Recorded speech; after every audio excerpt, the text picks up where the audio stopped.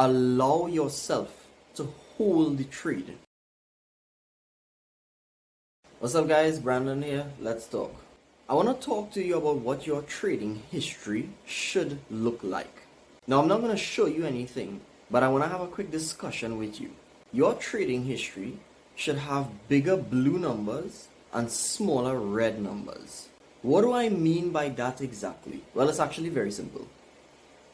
You are not going to get past, or you're not going to get very far in this space without acknowledging the fact that you're going to lose trades sometimes. That's literally just the way that it works. And I'm the type of person where I try my best to be transparent about when I lose. I'll tell you again, I lost a trade this morning. I lost 2 trades actually this morning, way hours into the morning. So I'm starting the week at a loss. But I'll tell you something, that those 2 losses amount to 20 pips. So when you look at it in comparison to my trading history, it's 10 pips on one trade, 10 pips on the next. The good thing is, I literally just need one trade, just one trade to go 30 pips or more, alright? Which is not very hard if you think about it. 30 pips or more for me to make back those 2 losses and then some. One of the biggest things is, a lot of traders, they tend to get battered. In the sense that, you know, when you enter trade and you lose, and then you enter trade again and you lose, and you enter trade again and you lose.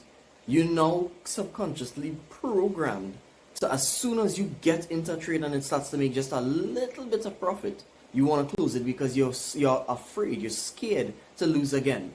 The problem with that is, you are actually making it a lot harder for you to recover from your previous losses.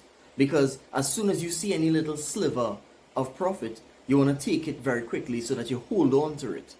The mistake with that is you aren't allowing for much growth, and it kind of comes like you're taking 1 step forward but 10 steps back. You are essentially making it very, very, very hard for any money to build up in the account while you're simultaneously losing. And again, let's be real, you are going to lose. The option that you have is to take your losses like normal, but make sure that when you get a winner that you hold on to it as long as you can. I think any good trader will tell you this, that it's all about risk management and understanding the way that the numbers work in tandem with each other. If your risk is managed and you have very, very good risk to reward ratios, oh trust me, you're golden. Because you could have a very low win to loss ratio, in the sense that you could have a win to loss ratio of 40%, meaning out of 10 trades you'd win 4 and lose 6. And those 4 trades could make up for those 6 losses. You'd be so surprised. But you can't do that if every time you make profit, you want to close the trade very, very quickly. Allow yourself to hold the trade. In doing that, you are giving yourself the best potential opportunity to make as much as you can from the market.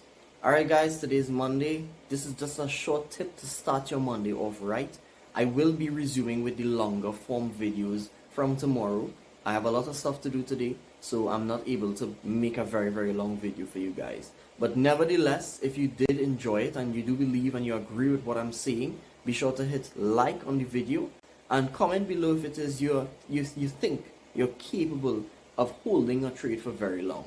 Alright guys, also don't forget to hit subscribe and ring the bell. And don't be afraid to reach out to me at Ikata Trading on any of the platforms that I use: Telegram, Instagram, YouTube, TikTok, whatever. And yeah, see you in the next video.